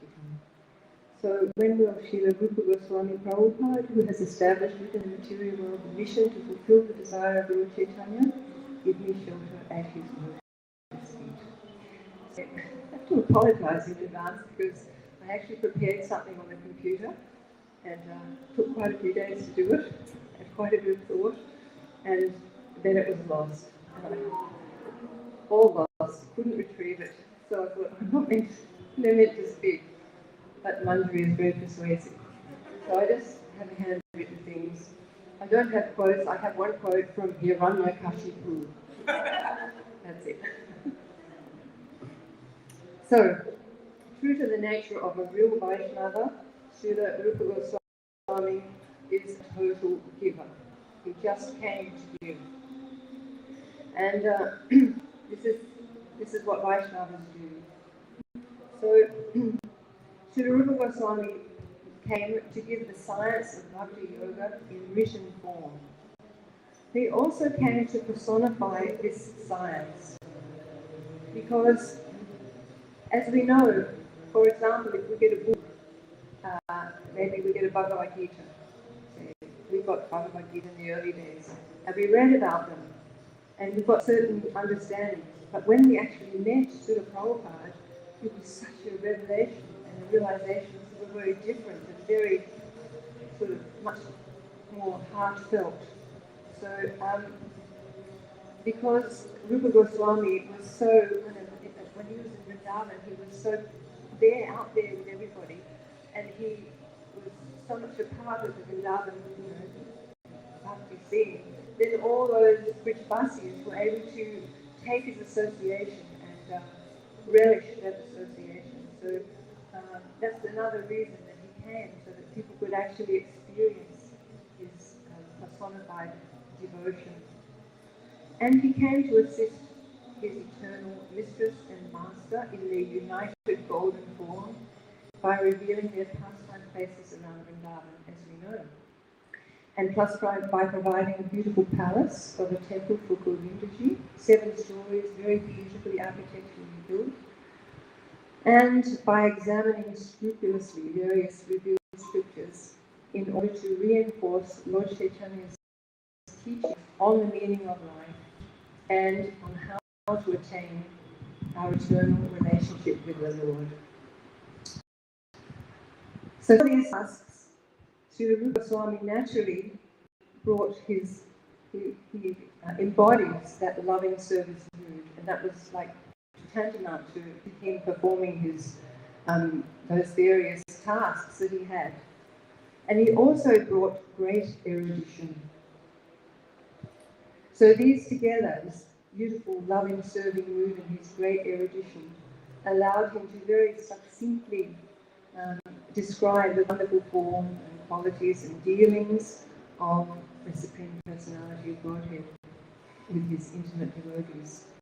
So his books are therefore sprinkled with very relishable exchanges, and at the same time they're backed up with examples from very diverse Vedic literatures.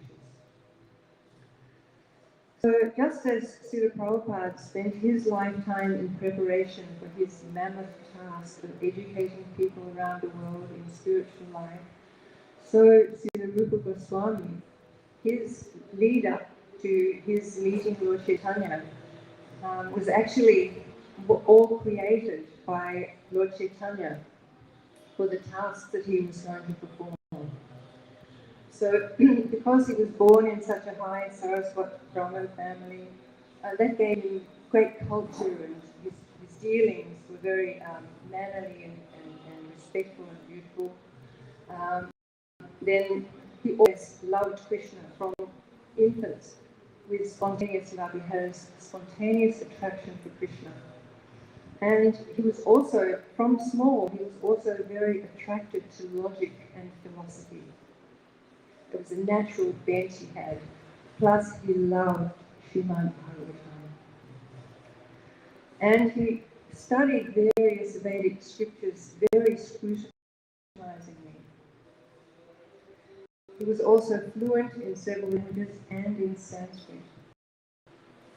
And his lifestyle, of course, was very sattvic. So all these qualities together made him like the perfect recipient of that mercy of Lord Chaitanya and the person to then project Lord Chaitanya's messages and to perform all that wonderful service that he did.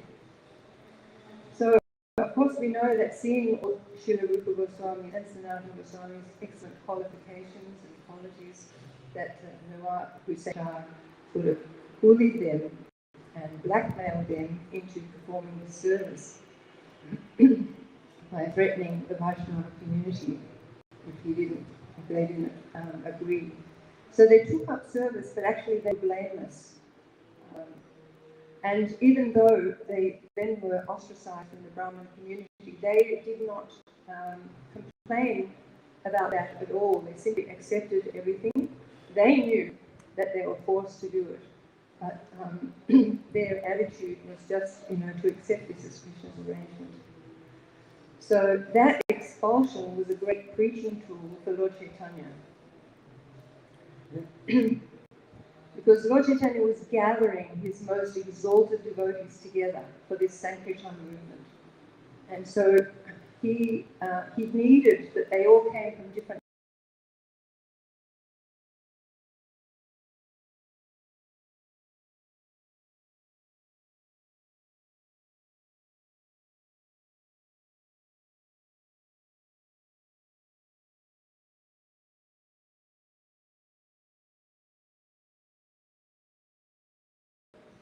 create that diversity he needed for his preaching movement. So as we know, Srila Rūpa Gosvāmī went on to become one of the Lord's foremost servants.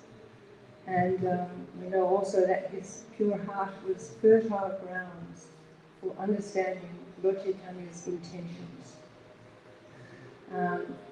So Lord Chaitanya, we know, requested him to write down the science of pure consciousness because he knew well the realization of the purity and depth of understanding and the competence within Srila Rūpa Gosvāmī.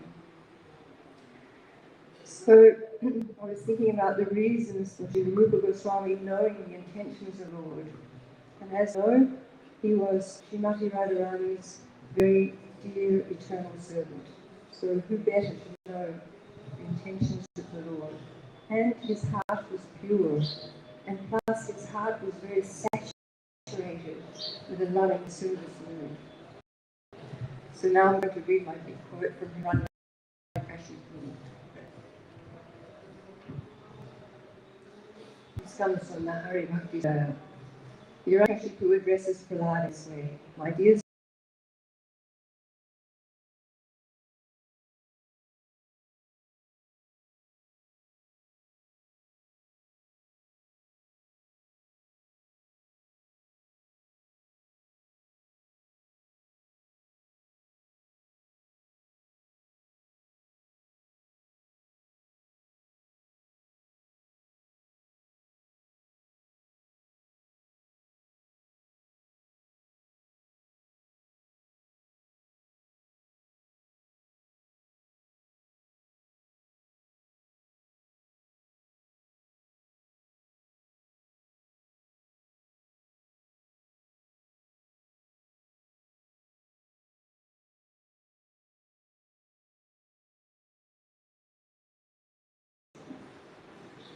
So, such purity can't manifest without humility.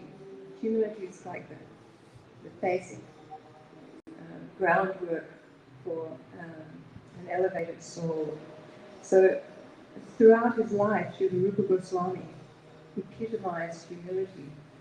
So we could ask, what learned scholar, having earned enough gold that it filled a huge boat, would come before the Lord, throw himself at the Lord's lotus feet with a straw in his mouth, and just be so remorseful for his fallen qualities. He's so glorious, he's such a great scholar, and has so many wonderful qualities. So Lord Chaitanya had to request him to give up that humility because it was giving him pain. And then he told you to my eternal service. So that could help to elevate their egos, but of course throughout their lives they kept that humility, and they spent their time enchanted by the Lord's pastimes and passing on Lord Chaitanya's instructions through books. So throughout his many years here in Vrindavan, Srila Rūpa Gosvāmī was always a well-wishing friend of all the Brajvasis. He was very kind in his dealings. They loved him. His schedule, daily schedule, was so intense. He was so busy, but it never prevented him spending time. And they kind of saw Rūpa and Sanatana as loving uncles, and they always maintained very kind and loving relationships towards the Brajvasis. So he spent his time chanting, worshipping the Lord, bowing down in scheduled measurement, discussing Krishna's pastimes, and of course all of that writing which we have today. He hardly able slept. So that brilliant scholarship of Srila Goswāmī allowed him to elaborate, for instance, in the Bhakti Rasamrita Sindhu, to include so many different examples from various scriptures.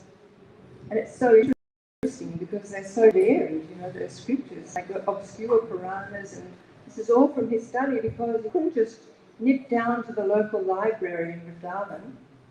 Of course, it's a rural place, no library. He couldn't turn on the World Wide Web and look up this, that, and the other.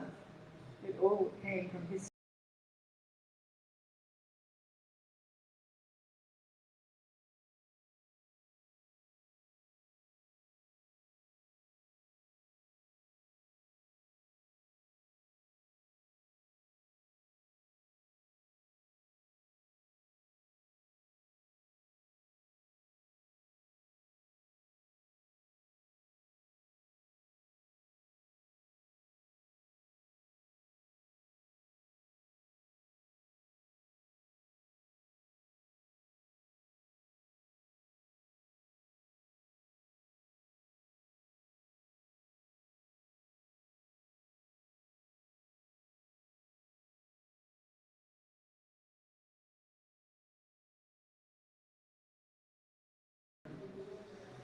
And so Srila Prabhupada wrote in his preface that nectar of devotion is specifically presented for persons who are now engaged in the Krishna consciousness movement.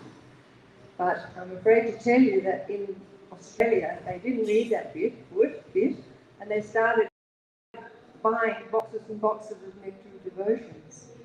So they sat in a go-down for a couple of years, all these boxes of nectar of devotions. Nobody knew what to do with them. And then they just decided, all right, we're going to take them out on the streets and we're going to distribute nectar of devotion. So off we went with these nectar of devotions out on the street. And, you just can't imagine what the Australian public would have made of nectar of devotion. But those who were sincere, they were very attracted, they were drawn to it. And we actually got quite a few devotees because they came along to find out, what the heck is this all about? And, they ended up joining up. So, Srila Rūpa Gosvāmī was actually making devotees through his nectar. So, they were just intrigued, really. It's such an intriguing book, wherever you're at. So in 1970, Srila Prabhupada instructed to be first sort of introduced to devotion and told the devotees about it. He instructed them that you should read this book again and again and again. So not that you just really think you understand. So it's full of juice, and as we know, transcendental literature, you don't get tired of transcendental literature. And as you read it repeatedly, newer and newer realizations, they'll come. So that's the beauty of Srila Rupa Goswami's wonderful gifts. So we're very blessed to have these unique insights into the spiritual world here, as Vitisha was saying. So just one more point I wanted to make.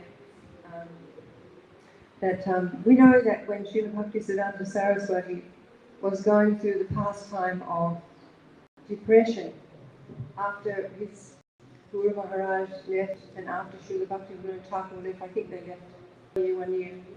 So Srila Bhaktisiddhanta, oh, what can I do, you know?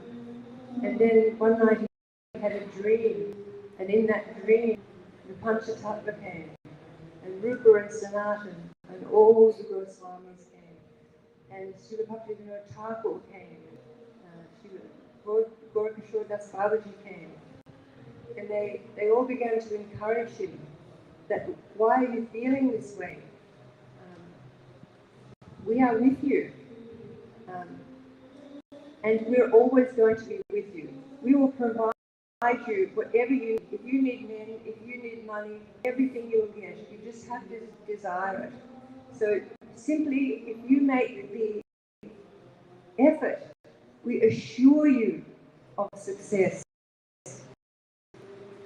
And we know also that Srila Prabhupada in the Adada temple would get up in the night and sweep, and he was calling out, oh Saraswati, please give me your blessings. And we know that Srila Rūpa and Sri Sanatan also appeared before Srila Prabhupada encouraged him. So they are very with us, but we just have to touch that sincerity for them to.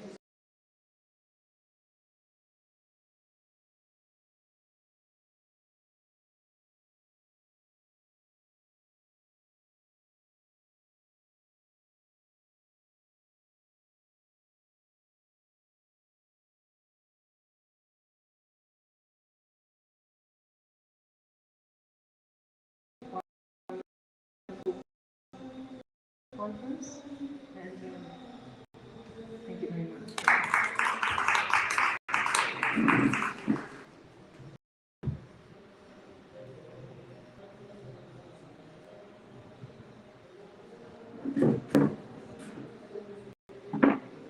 Thank you very much, Ambika.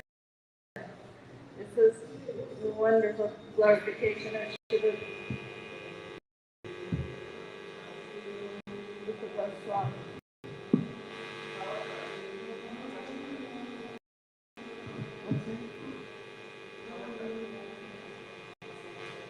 We have the speaker has a battery. Is it okay? Wow. Maybe that burger. Okay.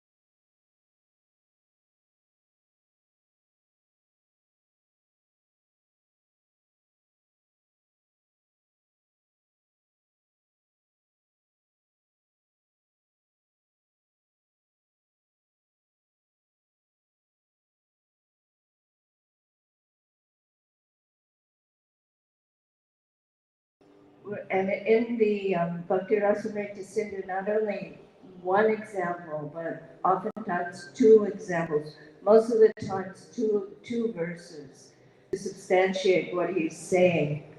And amazingly, I didn't know this until I compared Nectar of Devotion to Bhakti Rasamrita Sindhu, I thought, in summary study, I thought it would be enrichment. It's not. Actually, Srila Prabhupada includes all of the verses of Rūpa Gosvāmī and all of the substantiating verses in his translation. Everyone.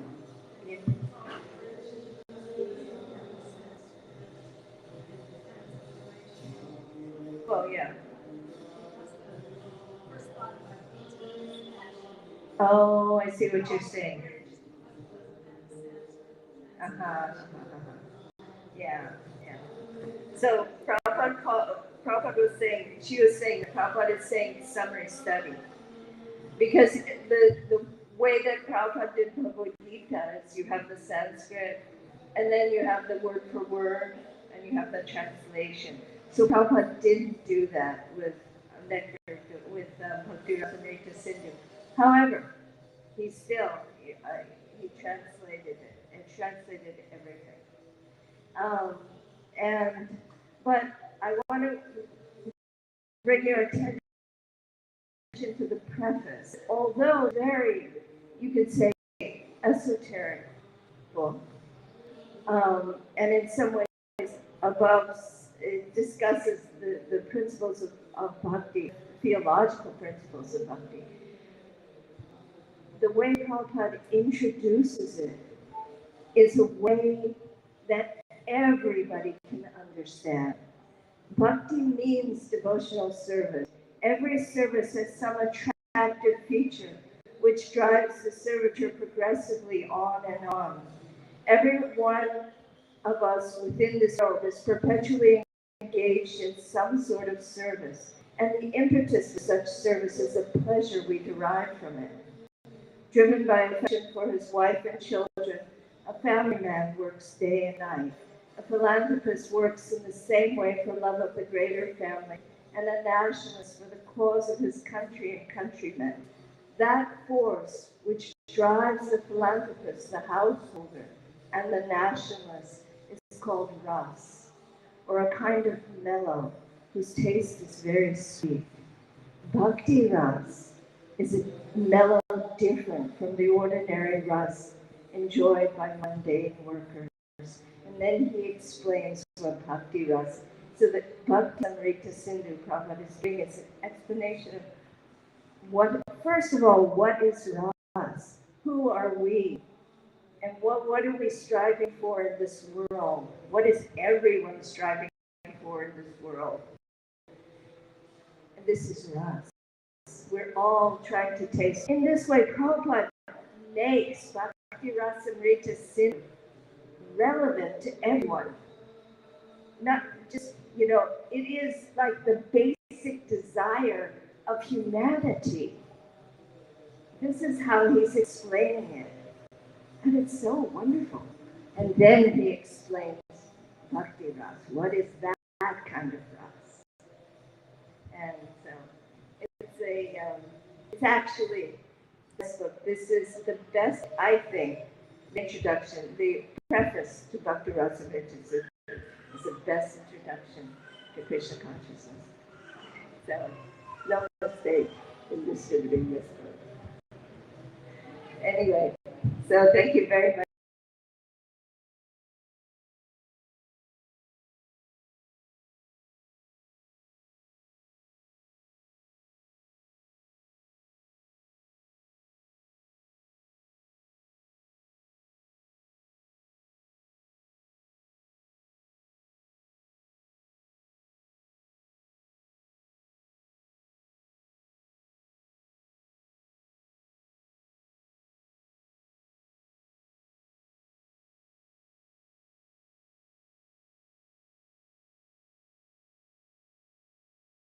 Sri Mukunda Dutt is Srila Gurudev's, I think, first Western disciple.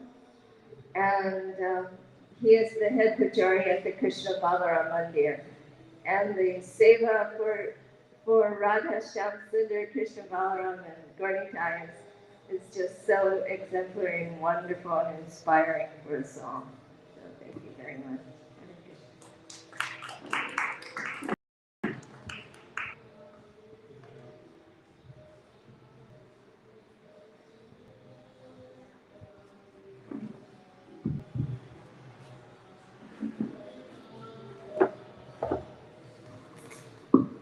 Hare Krishna.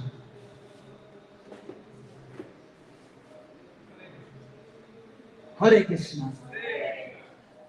Mama Jnana-Tinarandasya Jnananjana-Salakaya Chakshurunmritanyanam Sri Gurave Namaha. Gurave Gaurachandraya Radhikaya Tadalaya Krishnaya Krishna Bhaktaya Tadbhaktaya Namo Namaha. Hare Krishna Krishna Krishna Hare Hare Rama Hare Rama Rama Rama Hare Hare. Sri Chaitanya Manobhistam Sthapitam Yena Bhutale Swayam Rūpa Gopānāṁ Dadāti Sampadantikam Adadanaskritam Danteridam Yachetanam Srimad Rūpa Padam Bojo Dulishanam. So we are very fortunate to be here in Vrindavan Dham, Gopīnātha Bhavan, next to the Jamuna River, in this auspicious month of